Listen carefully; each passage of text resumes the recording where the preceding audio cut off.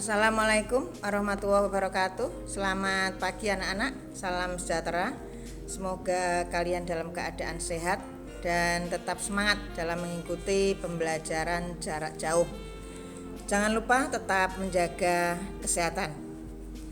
Anak-anak yang saya cintai, pada kesempatan kali ini sebelum melanjutkan pada penjelasan materi, akan kenalan dulu ya, karena kita baru ketemu. Nama saya Endang Puji Astuti SPD. Saya selaku pengampu bimbingan TIK, yaitu Teknologi Informasi dan Komunikasi. Baiklah, untuk kesempatan yang pertama ini Ibu akan menjelaskan yaitu mengenai peralatan teknologi informasi dan komunikasi.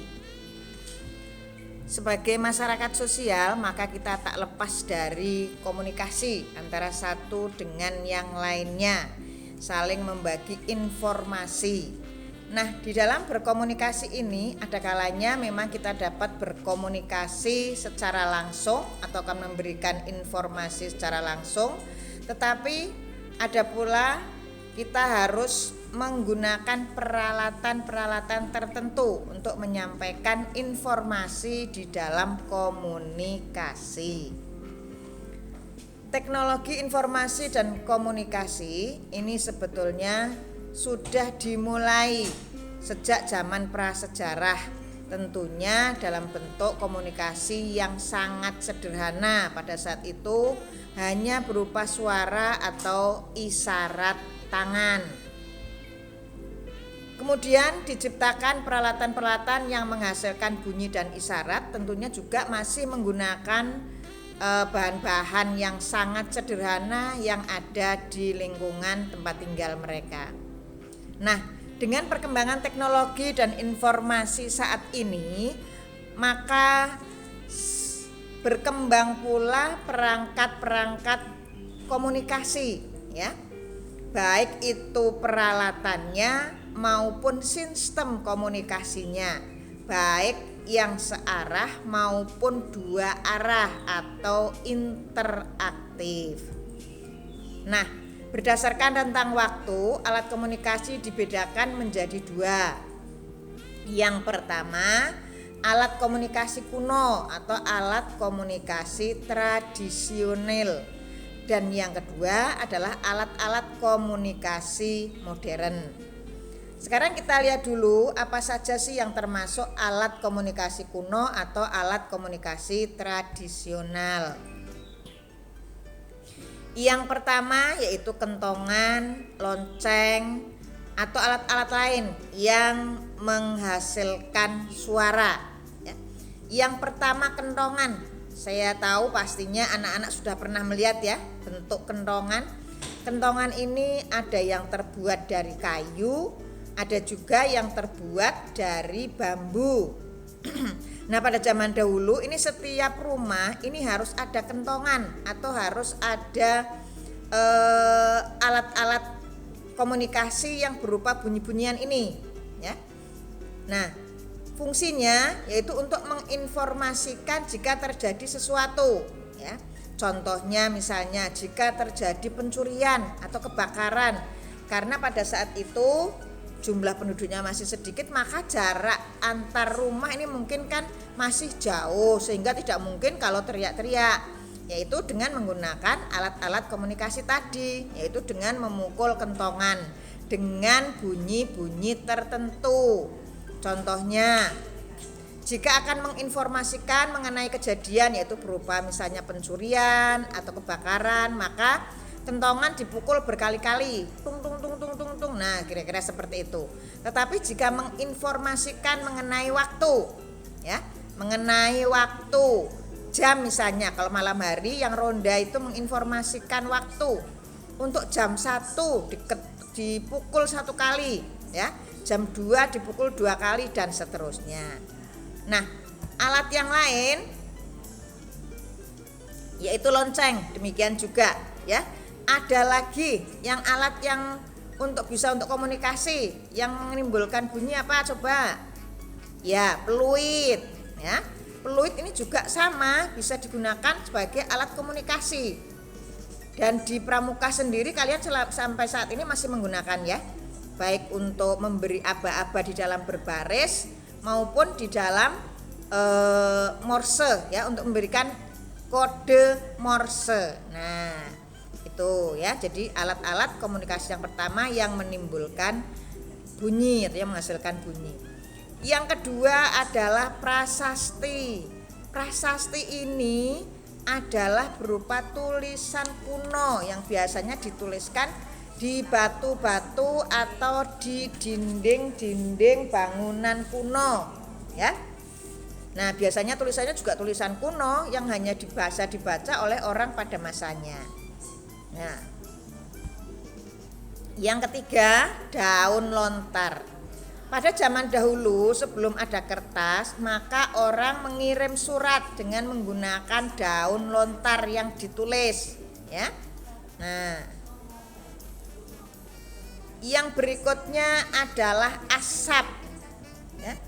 Untuk memberikan isyarat kepada yang lain, ini dengan menggunakan asap yang dihasilkan dari kayu atau ranting-ranting yang dibakar.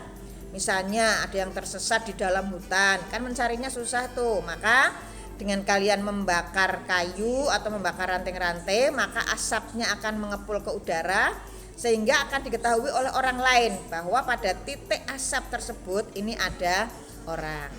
Oke, dan tentunya masih banyak lagi peralatan-peralatan tradisional yang ada pada masa itu. Ini hanya sebagian saja yang saya contohkan. Berikutnya yaitu alat komunikasi modern. Nah, kalau tadi tradisional dengan fungsi yang sederhana, yang berikutnya yang lebih modern lagi. Yang pertama adalah telepon. Ini bisa untuk berkomunikasi dua arah ya, berupa suara. Bahkan sekarang sudah ada video call dengan menggunakan telepon genggam atau telepon HP ya. Nah, yang pertama yang ini adalah telepon yang dengan menggunakan kabel, biasanya ada di kantor-kantor atau di rumah. Nah, yang sekarang yang banyak kita gunakan adalah telepon tanpa kabel atau handphone yang fungsinya menjadi lebih banyak dan kalian lebih mudah dihubungi meskipun sedang berada di luar rumah. Kalau telepon kabel hanya bisa berkomunikasi dengan hanya suara saja, tapi dengan menggunakan HP ya, dengan aplikasi tertentu kita dapat berkomunikasi secara audiovisual sehingga tidak hanya suara saja tapi juga dengan videonya, dengan wajah, dengan tampilannya. Kemudian Telegram. Nah, Telegram ini adalah menyampaikan pesan ya, informasi jarak jauh dengan akurat dan terdokumentasi. Telegram ini berisi kombinasi kode ya, kombinasi kode yang berupa atau berbentuk garis dan titik atau Morse yang nantinya akan diterjemahkan dalam huruf atau karakter. Nah, kalau tadi telepon ini untuk pembayarannya dihitung dari pulsa atau lamanya pembicaraan, dengan menggunakan Telegram ini biayanya dihitung pada setiap karakter.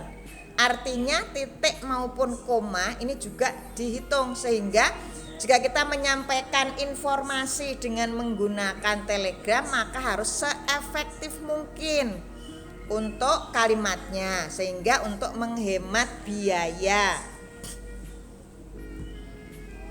Ya, berikutnya surat kabar atau koran.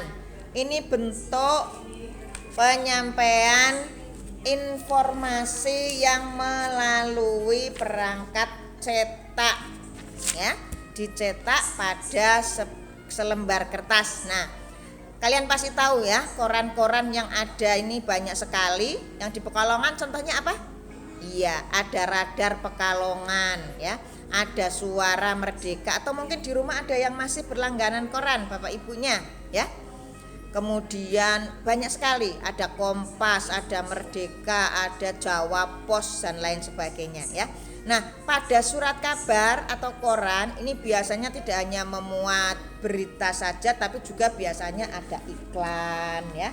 Kemudian ada bentuk hiburan, misalnya ada TTS dan sebagainya. Namun dengan seiring perkembangan waktu sekarang sudah lebih banyak berita-berita ini disampaikan melalui berita online ya, melalui internet, sehingga mungkin pengguna koran sudah berkurang. Yang berikutnya adalah radio. Nah, radio ini adalah bentuk alat komunikasi yang hanya berupa audio atau suara ya. Radio ini bekerja dengan menggunakan gelombang elektromagnetik yang dipancarkan melalui pemancar ya, pemancar udara, kemudian ditangkap oleh penerima atau receiver. Nah, kemudian untuk radio ini biasanya selain menyajikan berita-berita juga menyajikan musik, diskusi dan lain sebagainya ya. Berikutnya adalah televisi atau TV. Nah, kalau tadi radio ini hanya menyampaikan informasi berupa suara, kalau televisi ini menyampaikan berita atau informasi berupa audio visual, yaitu suara dan tampilan gambar, baik itu berupa gambar maupun video ya. Nah, untuk televisi ini juga mengalami banyak perubahan dari televisi yang pertama keluar hingga saat ini, baik dari segi bentuk maupun yang lainnya ya. Televisi yang pertama itu dulu warnanya masih hitam putih ya. Nah, sekarang sudah menjadi televisi yang ada warnanya. Kemudian demikian pula stasiun-stasiun televisi. Kalau dulu hanya ada TVRI di Indonesia, Televisi Republik Indonesia, sekarang sudah banyak televisi swasta ya, sehingga selama 24 jam kita pasti akan mendapatkan informasi melalui televisi. Nah, beragam stasiun televisi ini juga menyiarkan aneka ragam program siarannya yang disajikan ya. Ada berita, ada hiburan dan lain sebagainya, sehingga kalian bisa lebih banyak mendapatkan informasi. Yang berikutnya adalah faksimil. Faksimil ini adalah peralatan komunikasi yang digunakan untuk mengirimkan dokumen dengan menggunakan perangkat yang beroperasi melalui jaringan telepon ya. Jadi dihubungkan dengan telepon ya. Ini nanti bentuknya seperti fotokopi. Jadi dokumen yang akan dikirim seperti di fotokopi, dan nanti penerimanya juga akan menerima dokumen cetak sama persis seperti yang dikirimkan. Berikutnya HT atau handy talkie. Ini alat komunikasi dengan menggunakan sinyal frekuensi tertentu sebagai pemancarnya yang menghubungkan HT yang satu dengan HT yang lainnya. Ini banyak digunakan oleh petugas kepolisian ataupun juga satuan pengaman atau satpam ya.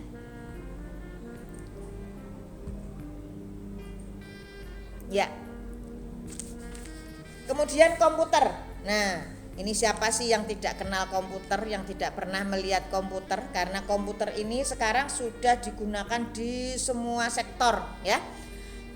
Tidak hanya di perkantoran, tidak hanya di sekolah, tapi juga di rumah, di toko, di kafe, di minimarket, di supermarket dan sebagainya. Karena komputer ini memang fungsinya sangat beragam, sangat bervariasi, sangat banyak sekali.